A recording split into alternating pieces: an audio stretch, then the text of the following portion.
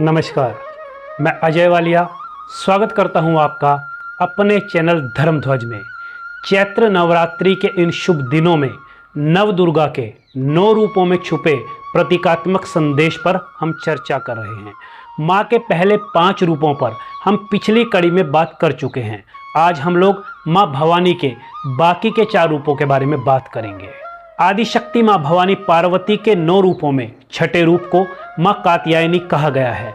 माँ कात्यायनी के जन्म के बारे में प्रचलित कथा में ये बात आती है कि ऋषि कात्यायन ने माँ भवानी की वर्षों वर्ष कड़ी तपस्या की थी और तपस्या के फल के रूप में शक्ति रूपा माँ भवानी से ही ये वरदान पाया था कि माँ भगवती पुत्री के रूप में इनके घर पर जन्म ले, जिसे माँ भगवती ने सहर्ष स्वीकार कर लिया था।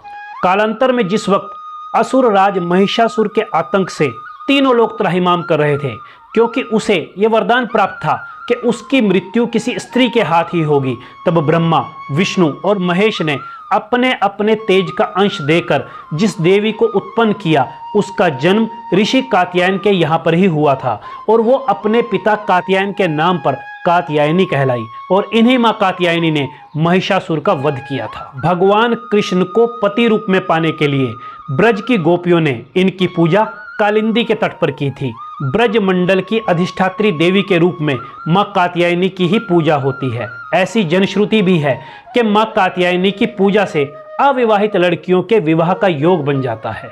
माँ कात्यायनी का संबंध कुंडलिनी जागरण में आज्ञा चक्र से है और जब मानव का आज्ञा चक्र विकसित होता है तो वो पाता है कि हम सब के अंदर एक महिषासुर मौजूद है जो लालच, क्रोध, आक्रामकता, वासना, ईर्ष्या, बदला लेने वाले, झूठे, मायावी, स्वार्थी और विश्वासघाती मनुष्य की प्रवृत्तियों के रूप में हमारे सामने आता रहता है। कहने का भाव ये है कि जब मनुष्य केवल इच्छाओं और पशुवादी प्रवृत्ति से प्रेरित होता है तो वो महिषासुर का ही प्रतीक होता है, लेकिन जब उसका आज्ञा चक्र खुलता है और वो अपने भीतर के ब्रह्म से साक्षात्कार करता है तब उसे ये अनुभव होता है कि वो अपनी जिन असुरक्षाओं, कर्मों, आसक्तियों और लालच से जनित परेशानियों का कारण दूसरों को मानकर परेशान था, वो सब कारण तो स्वयं उसी के अंदर विराजमान है और उसे अपनी इन्हीं पाश्विक प्रवृत्तियों पर विजय पाने की आवश्यकता है। अर्थात जिस दिन हमारी चेतना माँ कात्यायनी बनकर हमारे आत्मज्ञान की खड़ग से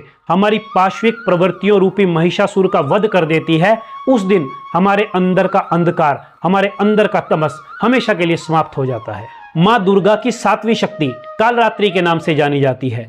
दुर्गा पूजा के 7वें दिन माँ कालरात्रि की उपासना का विधान है। देवी कालरात्रि को व्यापक रूप से माँ काली, महाकाली, भद्रकाली, भैरवी, मृत्यु रुद्राणी, चामुंडा, चंडी रौद्री और धूम्रवर्णा आदि अनेक नामों से जाना जाता है। जब दैत्य शुंभ निशुंभ और रक्त बीज ने तीनों लोकों में हाहाकार मचा रखा था, तब इससे चिंतित होकर सभी देवता शिव के पास गए और उनसे रक्षा की प्रार्थना करने लगे। भगवान शिव ने मां पार्वती से राक्षसों का वध कर अपने भक्तों की रक्षा करने को कहा। शिव की बात मानकर मां पार्वती ने दुर्गा का रूप धारण किया और शुंभ निशुंभ का वध कर दिया। लेकिन जब मां दुर्गा ने दैत्य रक्त बीज को मौत के घाट उतारा तो उसके शरीर से निकलने वाली रक्त की बूंदों से लाखों रक्त बीज दैत्य दोबारा उत्पन्न हो गए, क्योंकि रक्त बीज को यह वरदान प्राप्त था कि उसके रक्त की जितनी बूंदें पृथ्वी पर पड़ेंगी उतने ही रक्त बीज और पैदा हो जाएंगे। इसे देख दुर्गा ने अपने तेज से कालरात्रि को उत्पन्न किया और इसके बाद जब मां दुर्गा ने दैत्य रक्त बीज का वध किया तो उसके शरीर से निकलने वाले रक्त को मां कालरात्रि ने जमीन पर गिरने से पहले ही अपने मुख में भर लिया और रक्त बीज का वध कर दिया। कालरात्रि का अर्थ समय का अंत या काल की अर्थात मृत्यु की रात्रि भी होता है, परंतु वास्तव में यह हमारे अंदर के सभी विकारों, वृत्तियों, अज्ञान और भय की मृत्यु है। मां कालरात्रि हमें हमारे उस छद्म आवरण से बाहर निकलने में हमारी मदद करती है जो हमें हमारे भीतर की रोशनी देखने से रोकता है। कहने का भाव यह है कि हम लोग अपने मन के गुलाम हैं और इसी कारण हम इस जन्म मृत्यु के चक्र से मुक्त ही नहीं हो पाते हैं, जबकि हमें भली भांति ये पता है कि हमारा पृथ्वी पर जन्म इन शारीरिक सुखों के लिए, इन पाश्विक वृत्तियों की गुलामी के लिए नहीं हुआ है।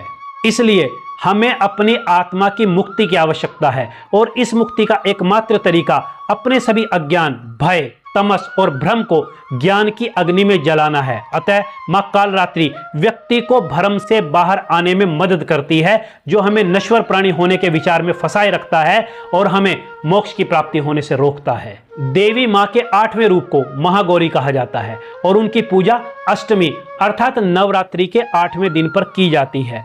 मां महागौरी को श्वेतांबरा, वृषारूढ़ा, चतुर्भुजी और शांभवी भी कहा जाता है।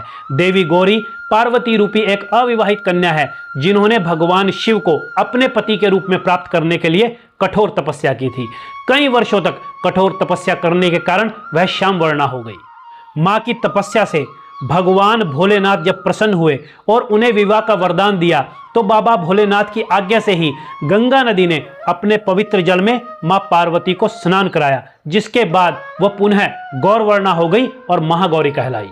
ऐसा कहा जाता है कि जब कोई व्यक्ति जन्म लेता है तो उसके अंदर की शक्ति मूलाधार चक्र में चली जाती है और वहीं बैठ जाती है। यहाँ वह सुप्त अवस्था में तब तक रहती है जब तक वो व्यक्ति आध्यात्मिक यात्रा पर नहीं निकल पड़ता। मनुष्य में मौजूद ये शक्ति नवरात्रि के 8वें और 9वें दिन कन्या के रूप में पूजी जाती है और इसी शक्ति से जुड़ी बाला सुंदरी देवी है। वो 10 वर्ष की देवी है और मूलाधार चक्र में निवास करती है।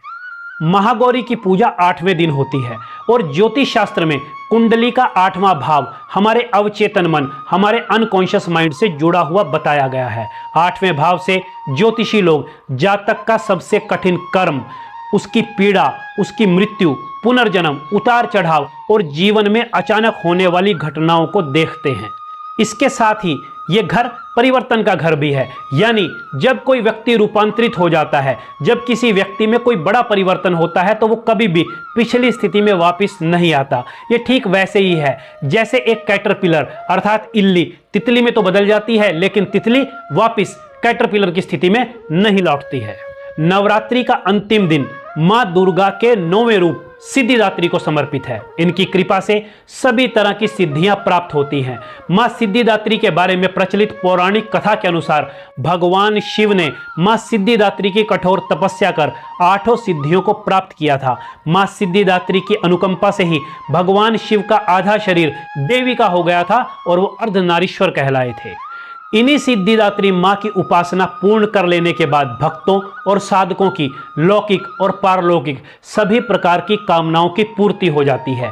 सिद्धिदात्री मां के कृपा पात्र भक्त के भीतर कोई भी ऐसी कामना शेष बचती ही नहीं है जिसे वह पूर्ण करने का इच्छुक रहता हो, क्योंकि मां सिद्धिदात्री की कृपा से उसे अणिमा, महिमा, गरिमा, लघिमा, प्राप्ति, प्राकम्य, ईशित्व और वशित्व आदि सभी प्रकार की अष्ट सिद्धियां और पदम, महापदम, शंख, मकर, कच्छप, मुकुंद, कुंद, नील और खर्व जैसी सभी 9 निधियों की प्राप्ति हो जाती है। शिव को हमारे यहाँ आदिदेव माना गया है। वो सभी सिद्धों में प्रथम माने गए हैं। सिद्ध परंपरा में ये माना गया है कि उन्होंने कठोर तपस्या के माध्यम से ये सभी रिद्धि सिद्धियां प्राप्त की थी। चूंकि वो इन सिद्धियों को प्राप्त करने वाले पहले व्यक्ति थे, इसलिए उन्हें आदिदेव कहा गया है, यानी ईश्वरत्व प्राप्त करने वाले प्रथम देव और पहले सिद्ध भी। यहाँ पर भी ज्योतिष से जुड़ी हुई एक बात सामने आ जाती है कि जैसे नवरात्रि का 9वां दिन देवी सिद्धिदात्री से संबंधित है, उसी तरह ज्योतिष में 9वां घर गुरु का, उच्च शिक्षा का और पिता का माना जाता है। यह दीक्षित होने का घर भी है। दीक्षार्थी या शिक्षार्थी वो है जो स्वयं को उच्च ज्ञान के पथ पर अग्रसर करता है। एक दीक्षार्थी को गुरु द्वारा दीक्षित किया जाता है। जीवन में सच्चा गुरु पाना बहुत कठिन काम है, लेकिन यदि आप एक पात्र व्यक्ति हैं तो फिर गुरु को आप नहीं ढूंढते, बल्कि आपके गुरु आप ही को ढूंढ लेते हैं। तो इस तरह हमने नव दुर्गा के 9 रूपों को जानने के साथ साथ उनके प्रतीकात्मक अर्थ को भी जाना कि कैसे हम मां भवानी के 9 रूपों में समाहित शक्तियों को अपने अंतर्मन के जरिए जगा सकते हैं। ये 9 रूप हमें शिक्षा देते हैं कि जीवन में जब भी हमें बाधाओं या मानसिक अवरोधों का सामना करना पड़े तो हमें इसके निवारण के लिए खुद के अंतर्मन में जाकर झांकना होगा और खुद की अंदर की शक्तियों को जगाने की आवश्यकता होगी। तो आज के लिए इतना ही। आगे हम लोग बात करेंगे मां भवानी के सबसे लोकप्रिय अवतार मां दुर्गा के बारे में। तब तक के लिए आज्ञा दें। जय माता की, जय सिया राम।